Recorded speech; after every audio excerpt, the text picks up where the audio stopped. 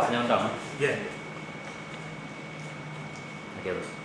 Bang, bagaimana hasil PAD kita dalam 3 tahun terakhir ini? Untuk Kabupaten Aceh Barat, kondisi PAD memang bervariasi peningkatannya.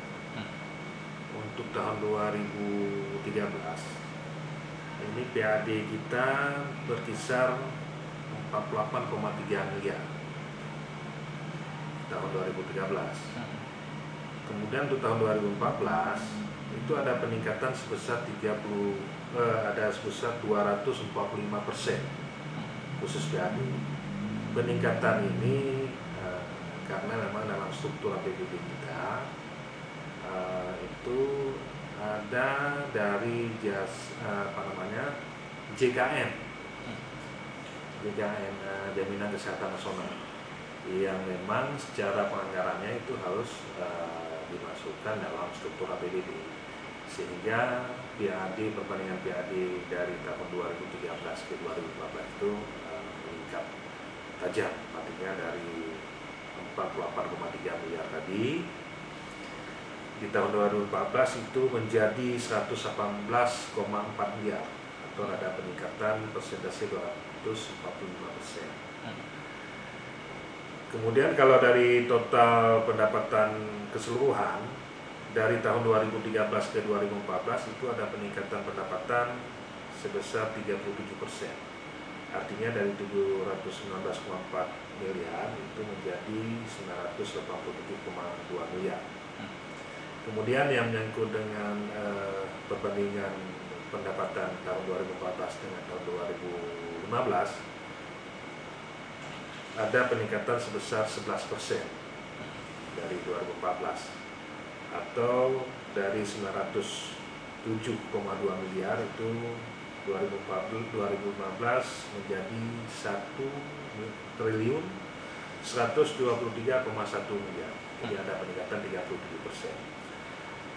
Dari tahun 2013 dari total pendapatan daerah itu yang ditunjang dari PAD itu hanya 6,75%. Jadi khusus 2013. Kemudian 2014 itu PAD kita menunjang dari total pendapatan daerah itu sebesar 11,95%. Kemudian 2015 PAD hanya 7,7%, artinya yang menunjang untuk total keseluruhan pendapatan daerah. Khusus Kabupaten Aceh Barat memang pendapatan terbesar itu dalam APBD kita, baik itu tahun 2013, 2014, 2015, memang persentase paling besar itu dari dana perimbangan. Jadi kalau kita lihat memang kecil memang, artinya pendapatan asli daerah sebagai sumber pendapatan daerah. Sebagian besar itu dari dana perimbangan. Jadi sebagaimana kami sampaikan tadi bahwa peningkatan PAD itu kalau kita rata-ratakan hampir, artinya kisarannya 10% peningkatan. Jadi berbeda dengan tahun 2013-2014 karena memang ada program JKN yang masuk ke dalam struktur APBD, sehingga kelihatannya memang persentasenya besar peningkatannya. Jadi kalau dari PAD baik itu tahun 3 tahun ini penyumbang dari hasil PAD ini ada 2, yaitu yang pertama pajak daerah dan retribusi daerah. Jadi 3 tahun ini yang menyangkut dengan PAD, penyumbang komposisi dari jumlah PAD adalah pajak daerah, retribusi daerah. Sedangkan dari pengelolaan kekayaan daerah itu mungkin tidak terlalu besar. Kemudian satu lagi adalah selain pajak daerah dan retribusi daerah adalah pendapatan kita dari zakat.